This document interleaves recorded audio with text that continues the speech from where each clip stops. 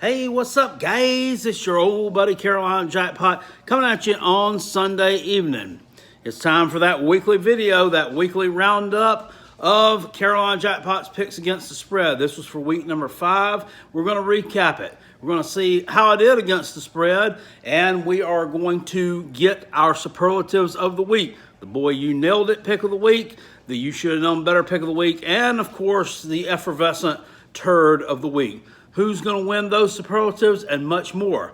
Let's find out. Let's go. Well, my cumulative record through week number 4 is 23-1, so just south of 50%. And looking to do a little bit better this week, hopefully. And just eyeballing it. We got some decent ones and some not so decent ones here. Arkansas State at Coastal Carolina. I took Arkansas State here. Coastal Carolina actually won this game 52-23, so that one was incorrect. That's really surprising. My Gamecocks at Florida. Now, I'm right now in the process of rewatching this game, or not rewatching it, really watching the complete game for the first time.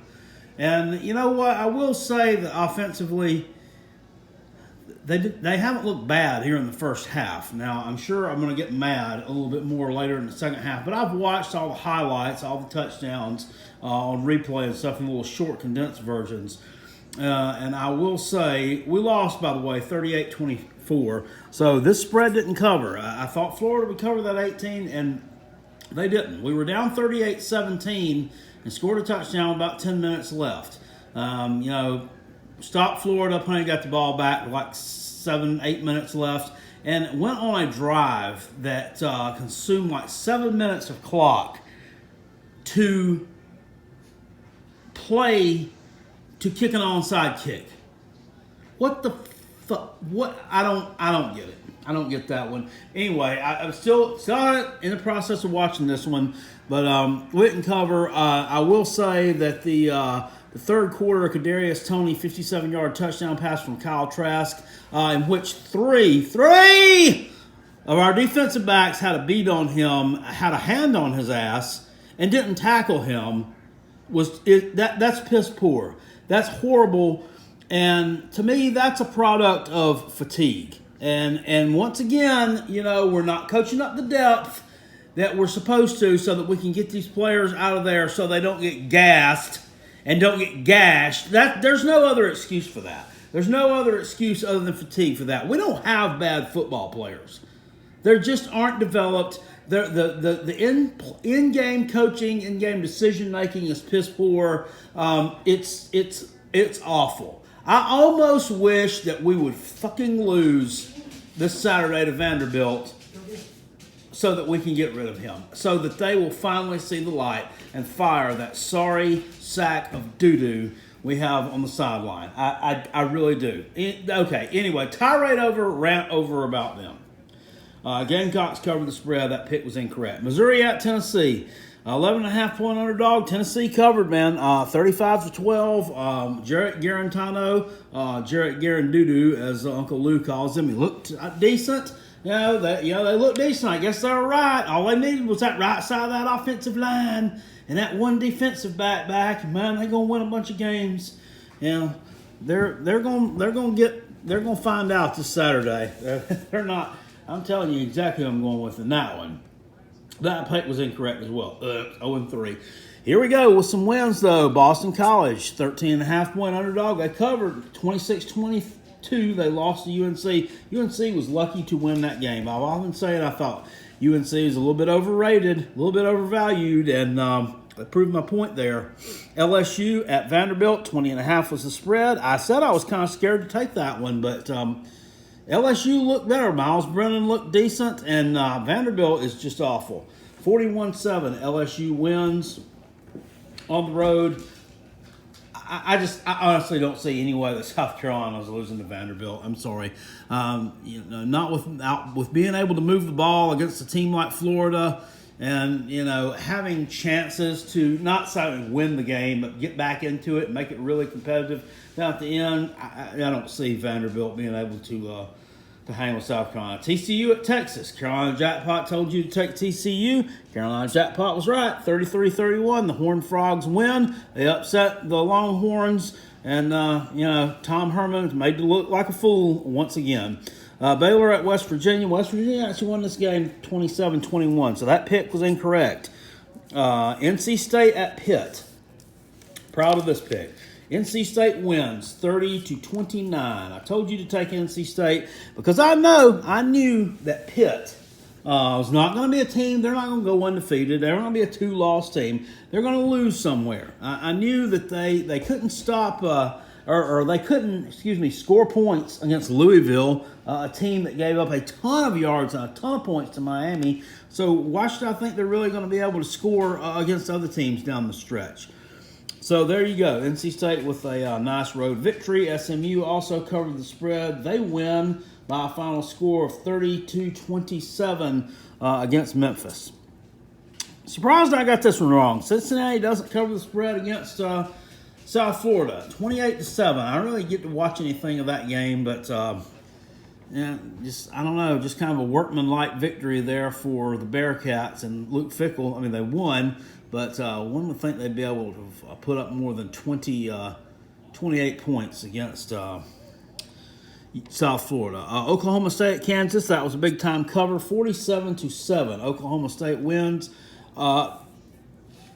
All jokes aside, this Kansas team this year, this may be like one of the worst Power 5 teams, just team in a particular season, that we've seen in a long, long time. I mean, they are bad. They got blown out by Coastal Carolina at home. Now they got blown out by Baylor, a team that just lost yesterday. Now they're getting blown out by Oklahoma State at home. I mean, they're not even. Not only are they losing, I mean, they're not even competitive. This was like 31-0 at halftime. So, I feel bad for them. And Leslie Miles, a coach with a decent name and name recognition and, a national championship, he can't win there. Not really, or not win, I say. At least I thought that Les Miles would, in a couple years, at least get this team to 5-7, 6-6. We're not going to do that this year, but you get my point. They are dreadfully bad. Texas Tech at Kansas State. Kansas State wins this one 31-21. So I got that one wrong. Texas A&M at Alabama. That'd be a check mark. Alabama 52-24 over Texas A&M. Texas A&M hanging in there. They look good in the first quarter. There's 3 quarters in a football game. And like I said, once Kellen Mond got a little bit of pressure on him, he folded up like a cheap piece of tin, just like I thought that he would. And Alabama just rolls in this one. They're going to be hard to stop. All righty. On to page number 2. And things looking kind of rough over here on this side. I can just tell you that. Virginia Tech at Duke. Virginia Tech does not cover the spread. They won 28-21. And, I thought about taking Duke in this one to cover because I knew that Duke, if they didn't turn the ball over, could be a decent football team and hang in it and possibly win this game. What they do, Chase Bryce had 1 interception. Last week they had 7 turnovers against Virginia. On this one, they clean it up a little bit. They still lose ultimately, but they cover the number. Ole Miss at Kentucky. Ole Miss covered the number 42-41. They win over Kentucky in overtime. Of course, Kentucky kicker shanked the extra point attempt after they scored a touchdown first in that one. Then Ole Miss scored, and their kicker was true on his extra point, and they won. Had Kentucky converted that extra point and been able to stop Ole Miss, I would have covered and they would have won the game. But that's just butts and coconuts. Arkansas at Mississippi State. Man, I had Mississippi State covering. Not only did they not cover, they lost. I think that was a surprise to everyone. UCF loses as a 21.5-point underdog. What was it? Dylan Gabriel, their quarterback, said they were the best team in the state of Florida. You're right, dude. 34-26. I don't think he even believed that when it was coming out of his own mouth. Auburn at Georgia. Georgia does cover that game in a big way with to win 27-6 at home over Auburn. That defense looked legit last night. They are going to be tough to stop. Oklahoma, I don't know what to say about you other than you lost 37-30 to Iowa State. Right? Yeah, 37. That's I don't know, man. I don't know. That quarterback play from them is not what it's been in the past. And thing is, they don't have good quarterback play. The defense is never going to be good enough to bail them out. It just never is.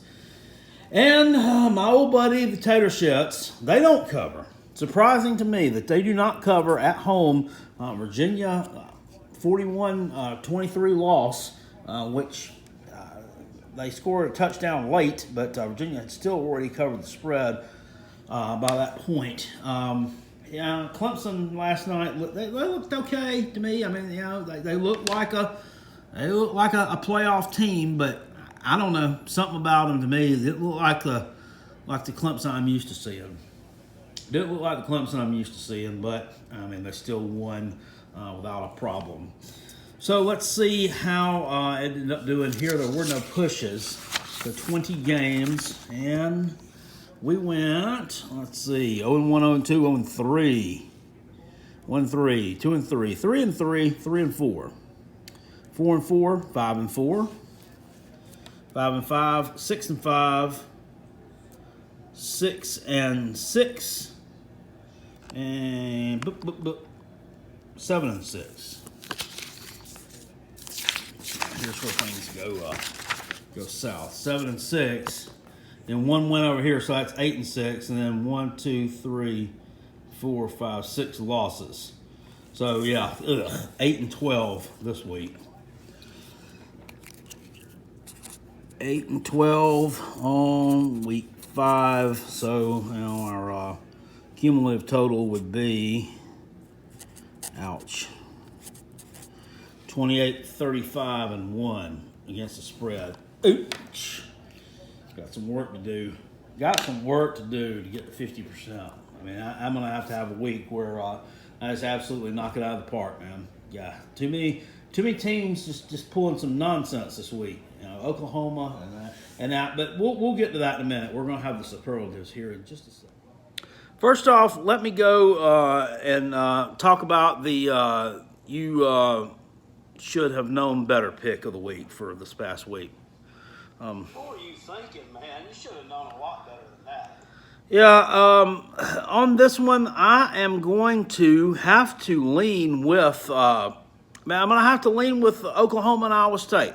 Iowa State has given Oklahoma fits the past few years. They've been a pretty good team at home, right? And they're coming off of a loss a few weeks ago to Louisiana Lafayette at home, and I think they were trying to atone for that. I don't think they were as bad of a team as they looked like. And last week, Kansas State made Oklahoma look dumb. I mean, they made their offense or their defense look really bad, and they were. And I just should have known better. Should have known that this quarterback was not going to grow up in a week. Going on the road, a road environment at Iowa State, which I know no place is really that tough to play in this year. But 12,000 people can be loud.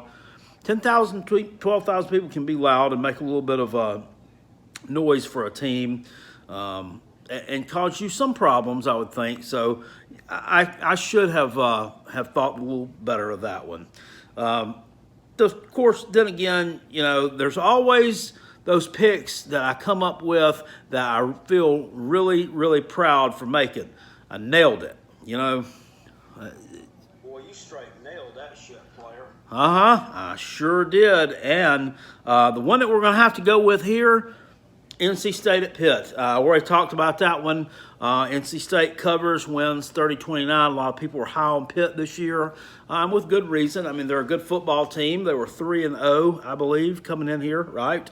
Ranked in the top 25 for the first time in a long time, and riding high. And, NC State kind of knocks them off the pedestal a little bit. I just felt like it was too many points. I honestly didn't think that NC State would end up winning this game. Pitt's still got several losses ahead of them. Our offense is just not that good. It's not going to be good enough to compete with some of the big boys in the ACC. They'll lose to Clemson, and they will lose some other games on here as well. All right, last one, the turd of the week. Got one every week. Oh my God, it freaking stinks. Ugh. It sure does. And with that one, we will have to go with, I have to go with Mississippi State. I mean, how in the world do you become the first team since 2018 to beat LSU in their place by 10 points, and if you really want to think about it, it was 17 points because they had a defensive touchdown. And then you go at home the next week and you shit the bed and lose. You lose by a final score of 21-14 to a team that has not won a game in the SEC in 3 damn years. It makes no sense. Then again, it's 2020. Nothing makes any sense, right? All right, guys, I hope y'all enjoyed that. There will be picks against the spread every week. I'm going to try to get those out a little bit quicker. What are you growling at, guy? I'm going to try to get those out a little bit quicker this week than I did this past week so that more people have a chance to view them. I didn't get them out this week till like Friday night late, and I usually try to do it a lot quicker than that. So this week, give you my word that Carolina Jackpot will come through for you a little bit quicker than I did this past week. But if you enjoyed this video, please hit it with a thumbs up. Subscribe if you're not already subscribed to the Carolina Jackpot channel. We provide plenty of college football content here all year long pretty much, and some of it's actually entertaining, and some of it you may actually learn something from if you listen hard. And some of it is just mindless bullshit and gibberish. I ain't gonna lie to you. I'll see y'all later. Appreciate it, guys. Peace, and I'm out. Go Gamecocks. Fire, will, must, champs, ass, right? Right. I'll see y'all later.